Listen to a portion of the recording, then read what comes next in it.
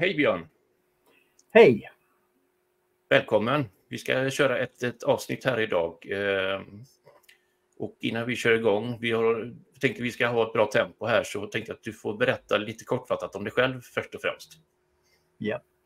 Jag är alltså Björn Hammarskjöld, assisterande professor i pediatrik vid Strömstad akademi. Har en filosofie-licentiat i biokemi från 1971. Och sen läste jag medicin och blev så småningom barndoktor. Sen har jag jobbat på labb i ungefär sammanlagt 10 år med mässlingsvirus och HIVs högprotein och klippt och klistrat DNA och RNA. Och vi ska prata om lite ämnen här idag då som en del kan tycka är lite kontroversiella då, men jag tycker inte det är det, utan det här är väldigt viktigt att sanningen och fakta så gott det går kommer fram, och jag vet att du är väldigt duktig på det här området och har studerat det länge. Och jag vet inte var vi ska börja här, men det handlar ju alltså om då med det här covid-vaccinet och PCR-tester, och så jag vet inte, ska vi börja den änden där kanske, eller vad tänker du?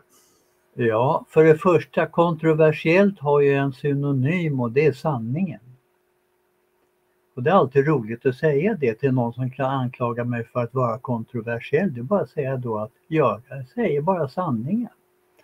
Och det är intressant. För det stämmer ju inte med narrativet. Och narrativet betyder ju egentligen saga. Kommer latinska narrare, som betyder ju saga, berättelse.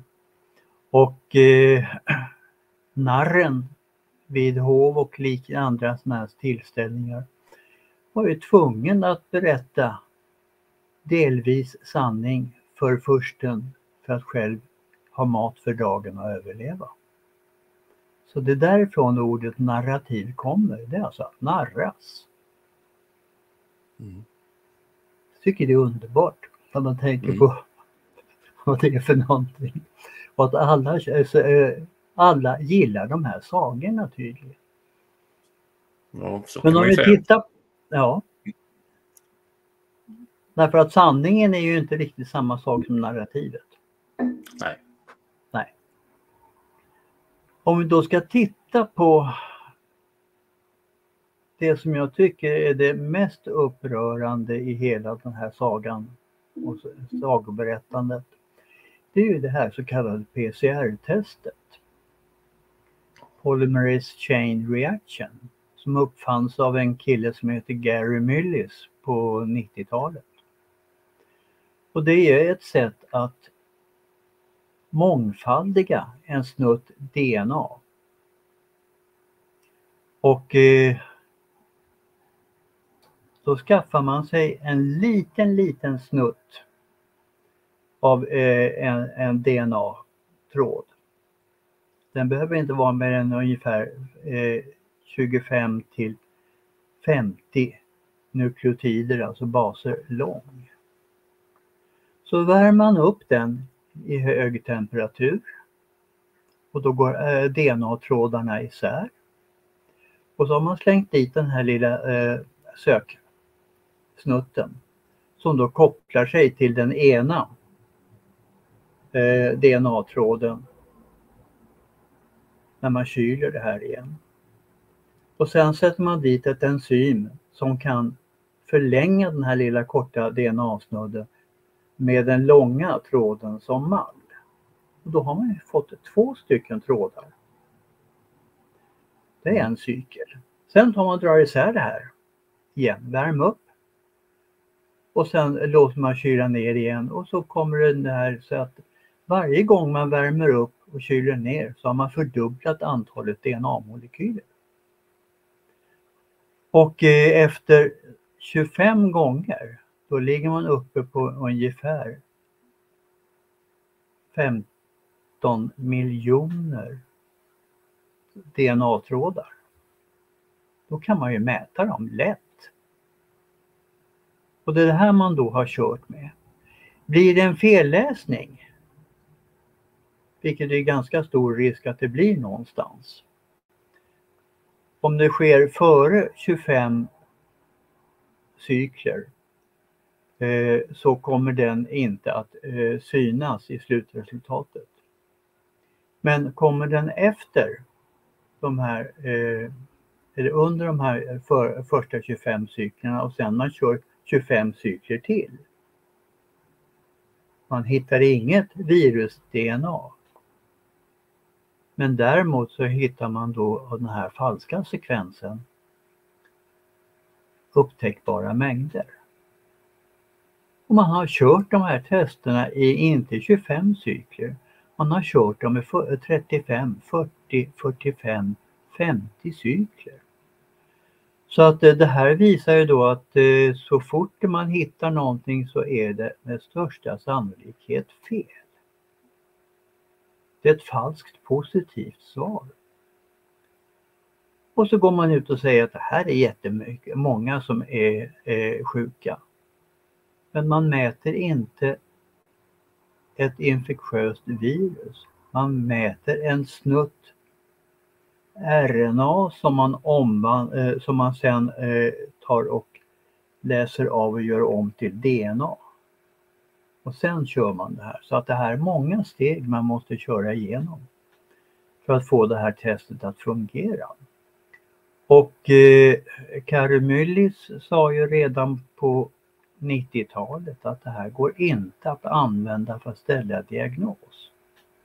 För den kan inte skilja mellan RNA som finns, eller DNA som finns i ett infektiöst viruspartikel. Och samma eller likadan DNA-RNA-molekyl som sitter på ett trappräcke. På trappräcket kan inte komma in i en cell. Det är det viruspartikeln är till för. Den är alltså en transportform för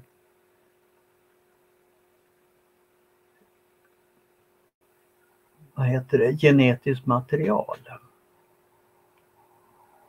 Och ett virus, en viruspartikel, den har ingen egen energiförsörjning. Den kan alltså inte överleva på något sätt. Det är bara en passiv transportform. Har du 2 bilar förresten? Nej, inte nu längre. Nu har jag bara en bil. Ja, men tidigare när du hade 2 bilar så hade du en röd och en grön, eller hur? Ja, vi kan säga det i alla fall. Ja, precis. Den röda är alltså den transportformen av dig när du är i infektiöst läge. Och den gröna är transportformen av dig när du inte är i infektiöst läge. Det är samma sak med viruspartiklar. De finns ju då infektiösa och icke-infektiösa. RNA. Och det här gör ju då att det går inte att tala om en individ är infekterad eller infektiös överhuvudtaget med hjälp av PCR-tester. Har du hört orsaken eller anledning till att de ändå så valde att använda det som ett test då för de som sedan blev drabbade av covid, då man gör så då, att de blir smittade av det? Det kom ju direktiv från WHO först. Men sen tog de bort sina direktiv. Och sen har vi då Folkhälsomyndigheten som redan den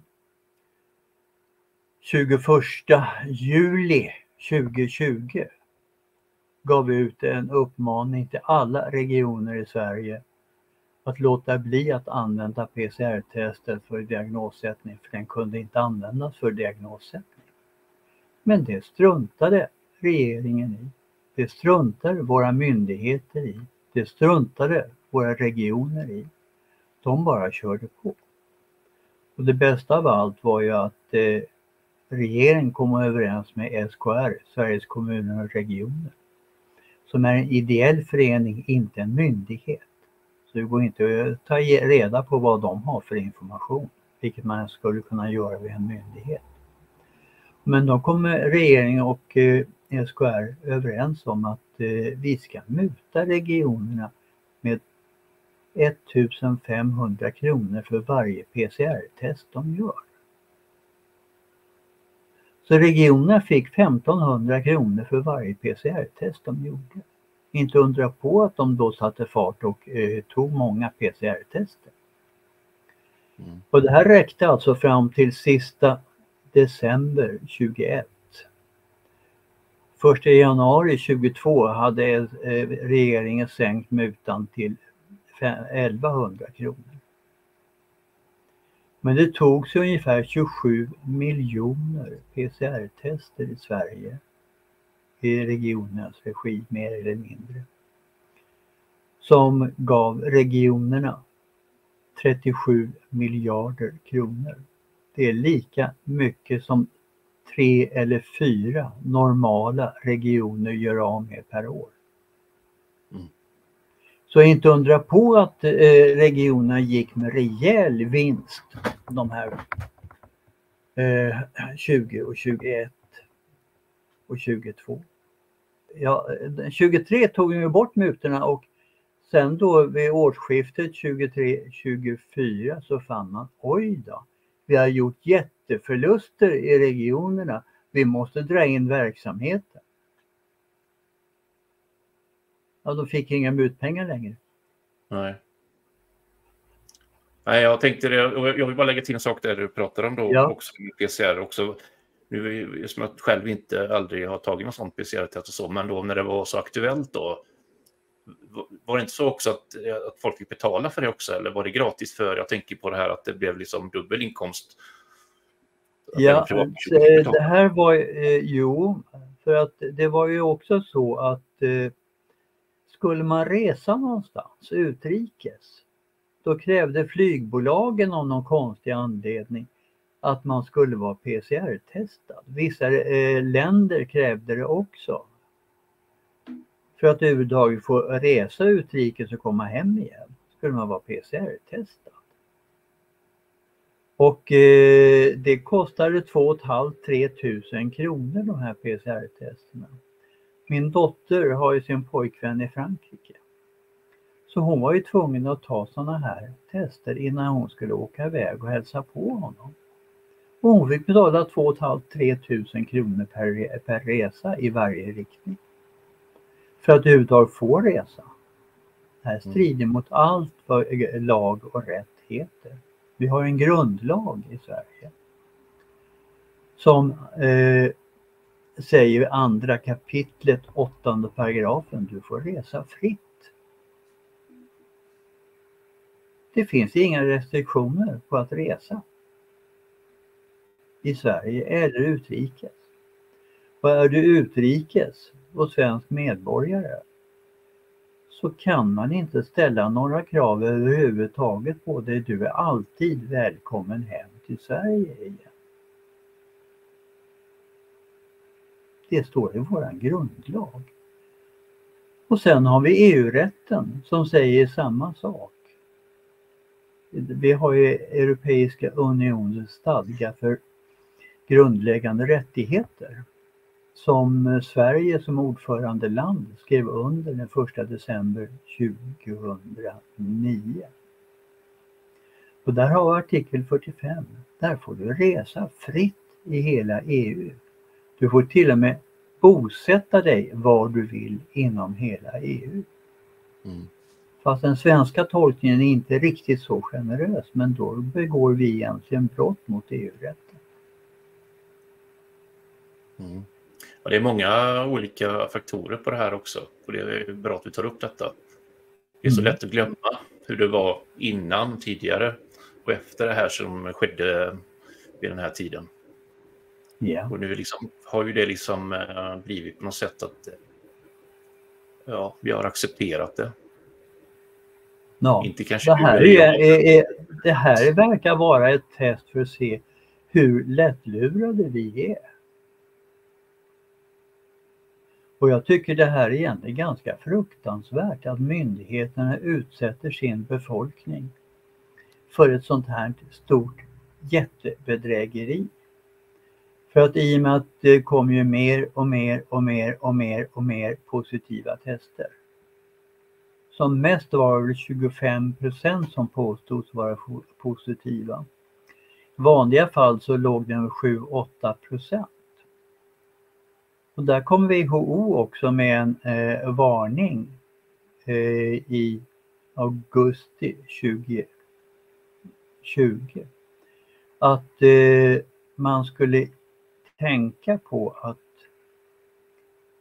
av statistiska skäl, det finns alltså en matematisk formel inom statistiken där man kan beräkna hur många falskt positiva fall det är när man vet specificiteten och sensitiviteten på ett test. Och då, eftersom jag läst lite statistik en gång i världen så använde jag mig av den här formeln och kom fram till att med de 5% tror jag det var vi hade då, så var av 3 tester som var positiva så var 2 falskt positiva av rent matematiska skäl. Så att men vem av Ole, Dole och Doff som var PCR-positiv riktigt, det vet man inte. Ja, just det. Det gick ju inte att säga. Så att då betraktar man de här 3 som smittbärare, vilket alltså är en lögn. Och lögner får inte myndigheter sprida enligt regeringsformens 1 kapitel 9 paragrafen. Där det står att myndigheter ska iaktta allas likhet inför lag, saklighet och opartiskhet. Och här har man inte gjort någonting.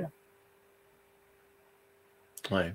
Men vi har inga straff för grundlagsbrott. Om man kan påvisa, om man kan påvisa bedrägeri så kan man använda brottsbalken. Men det är ju så här att även om du skulle försöka, eller om det var en stor kraft som försökte kanske då anmäla det, så har de ju sina grindvakter hela vägen också. Det har vi väl sett tydliga exempel. Jag menar, det är ju så. Alltså jag har anmält både Socialstyrelsen och Folkhälsomyndigheten och Läkemedelsverket till åklagare som bara finner ingen anledning att göra någonting, läggs ner. Mm. Och så här är någonting som är utan motivering, vilket strider också det mot vår förvaltningslag, som kräver att alla beslut ska vara fullständigt motiverade. Så att man har möjlighet att överklaga dem. Och här kommer också rättighetsstadgan in med sin 41 kapitel som säger samma sak. Myndigheterna ska kunna motivera alla sina beslut. Och kan de inte motivera, ja men då är det ett nullitetsbeslut, det vill säga det finns inget beslut. Just det. Men att försöka få det genom rättsväsendet, det verkar vara lite svårt ibland. Mm. Det är väldigt svårt och det spelar ju ingen roll egentligen lite hur stort ämne eller hur stort bedrägeri de har gjort. Det är ju så, det är väldigt svårt att komma vidare där, vilket du då har försökt med också då. Ja. Mm. Ja. Jag tänkte, ska vi komma in lite på det här med, jag vet att du vill gärna prata lite här också med, det hör ihop då med det här med covid och de här PCR-testerna då. Och jag vet att du har ju full koll på detta och studerat ämnet som jag sa här inledningsvis också. Mm. Har du lust att berätta lite mer om den? Jag har ju använt mig av PCR-tester 1989 när jag var i USA som postdoc i ett mikrobiologiskt, molekylärbiologiskt labb i Buffalo. Så att jag kan metodiken. Jag har ju sysslat med den alldeles själv. Och när man då vet svårigheterna med den här metodiken och när dessutom myndigheterna inte fullständigt redovisar samtliga ingredienser i vare sig PCR-testet eller i det så kallade vaccinet som inte är ett vaccin. Det är ett biovapen. Patenterat. Från 2007 någonstans patenterades den första varianten. Då är den alltså patenterade mikroorganismer är modifierade av människan. Naturliga mikroorganismer, även organismer som du och jag, kan och får inte patenteras. Så att i och med att den är patenterad så vet vi att den är gjord av människa. Och bara det talar ju om att har man då hittat ett nytt virus, är det samma gamla virus som man har modifierat och jobbat på sedan 90-talet. För svårigheten att göra vacciner är ganska stor. För det första så är det ju bara proteiner som vi kan göra antikroppar mot. Vi kan inte göra proteiner mot kolhydrater, socker. Vi kan inte göra antikroppar mot fetter. För det finns ju bara något 100-tal eller så olika sockerarter. Det finns ungefär lika många fettsyror. Så att men vi har 20 aminosyror, byggstenar till proteiner. Och de kan sättas ihop i vilken ordning som helst. Känner kroppen igen sitt eget protein, bra, då gör den inga antikroppar mot det. Känner kroppen inte igen ett främmande protein som vi ser helt annorlunda ut. Ditt eget protein kanske är en boll. Medan nästa protein ser ut som en tång. Vårt immunförsvar gör ingenting mot bollen. Men det gör antikroppar mot tången. Och då är det mycket lättare. Men sen, våra mikroorganismer, de är jätteduktiga på att försöka skydda sig så att det inte lyckas träffa på någonting med så att proteinet lämnas fritt exponerbart mot yttervärlden. Så då tar de och klär sig med socker. De här spikproteinerna heter ju också glykoproteiner. Glyko betyder ju socker. Så det här är försockrade proteiner. Du kan ta ett äpple och kandera det. Du bara stoppa ner en sockerlösning och lyfta upp det igen och så har du ett sockerskal på utsidan. Det är precis samma sak med de här spikproteinerna. Och det här gäller alla virus. Vi har ju och även bakterier och även svampar som har det här sockerskyddet för att vi inte ska fixa till antikroppar. När vi gör vacciner så tar vi en mikroorganism och så slår vi isär den. Och då exponeras insidan av äpplet. Och där finns då proteiner som vi kan göra antikroppar mot. Och kan få ett bra antikroppssvar. Men sen så tar vi och utsätter den här människan för det här viruset i infektiös form. Då är det skyddat av sitt sockerskal. Så vi kan alltså inte minska infektiviteten av det här förrän viruspartikeln delvis går sönder och vränger upp äpplet så insidan kommer lite mer utåt. Då kan vi fixa antikroppar som sätter sig på det och hjälpa till och inaktivera viruspartikeln. Men vi måste alltså i princip slå sönder det först.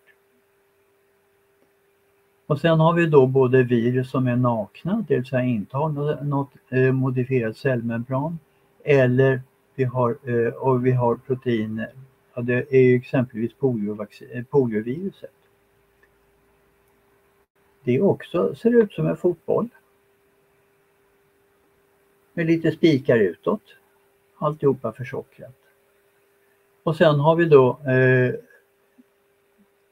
covid eller mässling. Eller SARS-CoV-2 om vi ska riktigt peka. Det här patenterade viruset. Då har man ju har nukleokapsiden som alltså är RNA med skyddande skal av proteiner på utsidan. Lagt sig på insidan av ett cellmembran. Som har extra mycket kolesterol i sig. Kallas lipidflotte.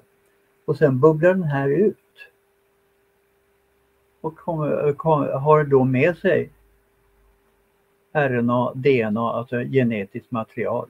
För att träffa på nästa cell. Och integrera med den cellmembranet. Så att det kommer in på insidan.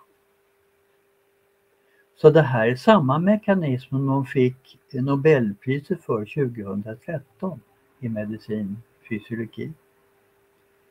Det vill säga den generella metoden att transportera molekyler från en cell till en annan cell. Och det här används ju fortfarande även inom vår tankeverksamhet. Nervsignaler. De kommer ofta till en ändplatta. Och sen sitter det lite mellanrum och så sitter en annan ändplatta en bit därifrån. Och då kommer det en sån här signalmolekyl lägger sig på insidan av ändplattan. Bubblar ut, kommer till nästa ändplatta och går in där. Och så har vi fört över en signal från en nervcell till en annan cell. Så vi kan hoppa 6 och 26 i stavhopp.